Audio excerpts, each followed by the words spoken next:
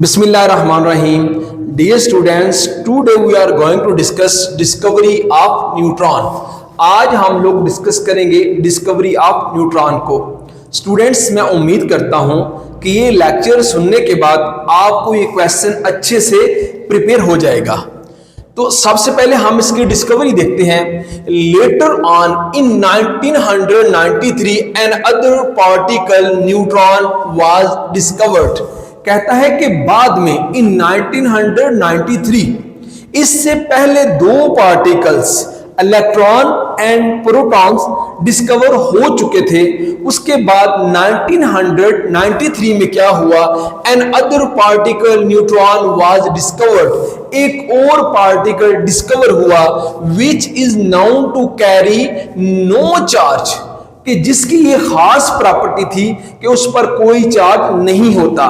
जैसे हम लोग पहले पढ़ चुके हैं कि इलेक्ट्रॉन पर नेगेटिव, प्रोटॉन पर पॉजिटिव चार्ज होता है। सेम एज इट इज, जैसे उन पर दोनों पर पॉजिटिव और नेगेटिव चार्ज होता है, इस पर कोई चार्ज नहीं होता। The mass of a neutron is almost the same as that of a proton, कि जो मास होता है न्यूट्रॉन का वो ऑलमोस्ट सेम होता है, किसके, प्रोटॉन के इक्वल होता है। यहां पर एक अहम पॉइंट समझते हैं स्टूडेंट्स, कि जो मास होता है प्रोटॉन का और न्यूट्रॉन का ये सेम होता है। अगर मास की बात करेंगे किसी न्यूट्रल एटम की, तो वो एक प्रोटॉन और न्यूट्रॉन का मास क्या होगा, किसी भी एटम में सेम होगा। अगर हम लोग इलेक्ट्रॉन के नंबर्स की बात करें किसी न्यूट्रल एटम की, तो the number of electrons and the number of protons are same in a neutral atom. कि अगर हम लोग मास को देख रहे हैं तो वो न्यूट्रॉन का और प्रोटॉन का सेम है। अगर हम लोग नंबर्स को देखेंगे तो वो इलेक्ट्रॉन के और प्रोटॉन के आपस में इक्वल होंगे। अब हम लोग देखते हैं इसकी प्रॉपर्टीज।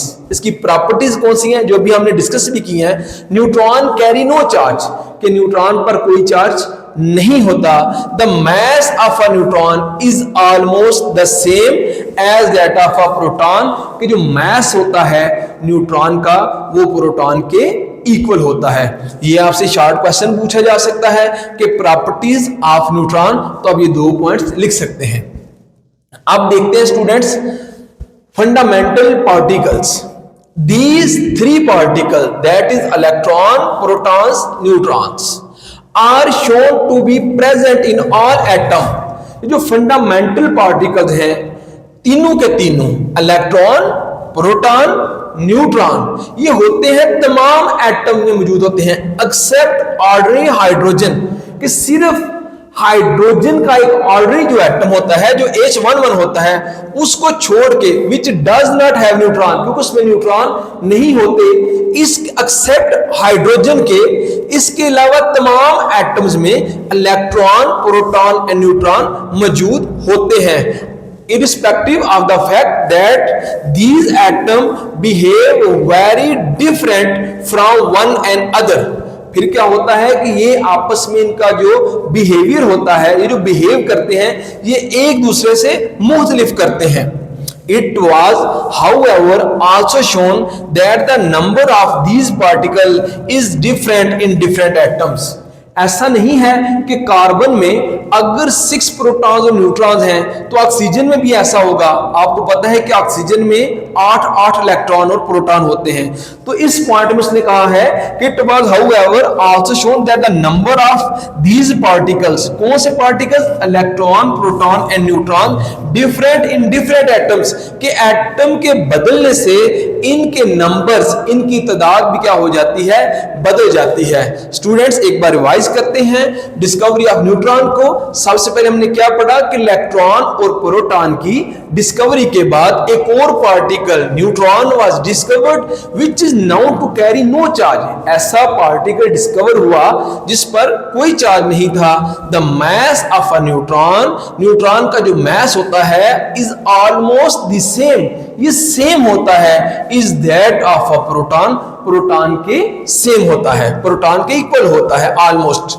इसकी प्रॉपर्टीज क्या है, कैरी नो चार्ज, इस पर कोई चार्ज नहीं होता। The mass of neutron, mass of neutron क्या होता है, almost the same, as that of proton, proton के इक्वल होता है। अब उसके बाद हमने पढ़ा fundamental particle, these three particles electron, proton, neutron are shown to be present in all atom.